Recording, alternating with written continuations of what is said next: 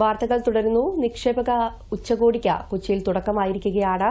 കൂടുതൽ വിവരങ്ങളുമായി കൊച്ചിയിൽ നിന്നും ദൂരദർശൻ പ്രതിനിധി PS വിനയ ചേരുകയാണ്. വിനയ, കേരള വ്യവസായ ചരിത്രത്തിൽ തന്നെ ഏറ്റവും നിർണായകമായ, ഇതുവരെയും കണ്ടിട്ടില്ലാത്ത വലിയ രീതിയിലുള്ള ഒരു കോൺക്ലേവാണ് ഇപ്പോൾ അവിടെ നടക്കുന്നതെന്ന് മനസ്സിലാക്കാം. കേരളം പോലൊരു സംസ്ഥാനം വളരെ വലിയ സാമ്പത്തിക പ്രതിസന്ധി നേരിടുന്ന ഒരു സാഹചര്യത്തിൽ ഇത്തരമൊരു കോൺക്ലേവിന്റെ പ്രാധാന്യം എന്താണ്?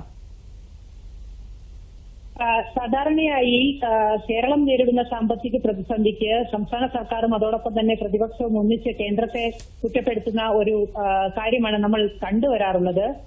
കേന്ദ്രത്തിനെതിരെ സുപ്രീം കോടതിയിൽ കേസ് പോയ ഒരു ചരിത്രമുണ്ട്. പക്ഷേ ഇന്നിവിടെ ഈ വേദിയിൽ കക്ഷി രാഷ്ട്രീയ ഭേദമന്യേ ഏവരും കേരളത്തിന്റെ വികസനം അല്ലെങ്കിൽ കേരളത്തിലേക്ക് വ്യവസായം എത്തിക്കുക, നിക്ഷേപം എത്തിക്കുക എന്നുള്ള ഒരൊറ്റ പോയിന്റിൽ മാത്രം ഉറച്ചു നിന്നുകൊണ്ട് സംസാരിക്കുന്ന അല്ലെങ്കിൽ പ്രതികരിക്കുന്ന ഒരു കാഴ്ചയാണ് കാണാൻ കഴിഞ്ഞത്. മൂന്ന് കേന്ദ്രമന്ത്രിമാർ ഈ യോഗത്തിൽ സംസാരിക്കുകയുണ്ടായി. ആദ്യം സംസാരിച്ച നിതിൻ ഗഡ്കരി ഗതാഗത മേഖലയിലും അതോടൊപ്പം തന്നെ മറ്റ് ഉപരിതല വികസനത്തിനുമെല്ലാം കേരളം കാണിക്കുന്ന സഹകരണം അദ്ദേഹം എടുത്തു പറയുകയുണ്ടായി. മാത്രമല്ല, ഈ മേഖലയിൽ റോഡ് വികസനത്തിൽ ഉൾപ്പെടെ കേന്ദ്രം കേരളത്തിന് നൽകാൻ പോകുന്ന പുതിയ പദ്ധതികളുടെ ഒരു പ്രഖ്യാപനവും കൂടി അദ്ദേഹം നടത്തുകയുണ്ടായി. രണ്ടാമത് സംസാരിച്ച പീയൂഷ് ഗോയൽ ആകട്ടെ കേരളത്തിന്റെ എല്ലാ മേഖലയിലെയും വികസനങ്ങൾ എടുത്തു പറഞ്ഞുകൊണ്ട് കേരളത്തിന്റെ നിലപാടുകളെ പ്രശംസിച്ചുകൊണ്ടാണ് അദ്ദേഹം സംസാരിച്ചത്.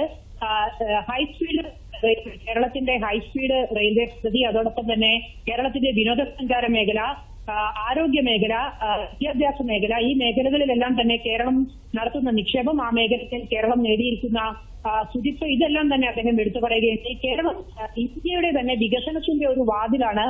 ആ രീതിയിൽ തന്നെ എല്ലാ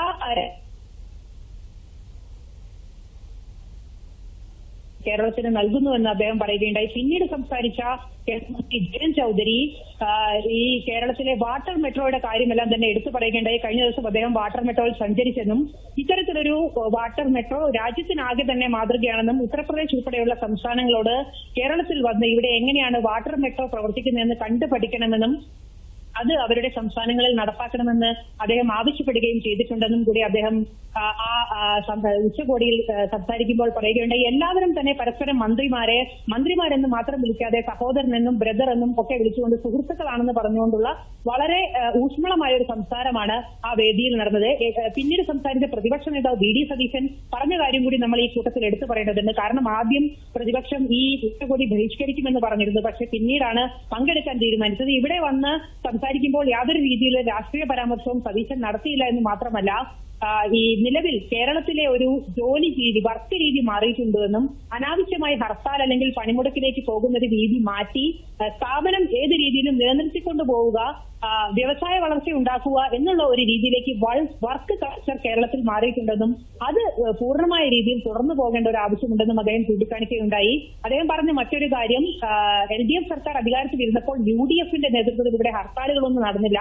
അതേപോലെ തന്നെ UDF വരുന്ന സമയത്തും ഹർത്താൽ ഉൾപ്പെടെയുള്ള കാര്യങ്ങളിൽ നിന്ന് LDF മാറി നിൽക്കണം. അതാണ് എപ്പോഴും ഒരു വ്യവസായ സൗഹൃദ പ്രതിച്ഛായ കേരളത്തിന് ഉണ്ടാക്കി കൊടുക്കുന്നതിന് വേണ്ടി എല്ലാ സഹായങ്ങളും പ്രതിപക്ഷത്തിന്റെ ഭാഗത്തുനിന്ന് ഉണ്ടാവുമെന്നും അദ്ദേഹം പറയുകയുണ്ടായി. ഈ രീതിയിലെല്ലാം തന്നെ മികച്ച ഒരു പരസ്പര സൂക്ഷ്മതയും ഊട്ടിയുറപ്പിച്ചുകൊണ്ടുള്ള ഒരു സംസാരവും അതോടൊപ്പം തന്നെ മറ്റു കാര്യങ്ങളുമെല്ലാമാണ് വേദിയിൽ നടന്നത്.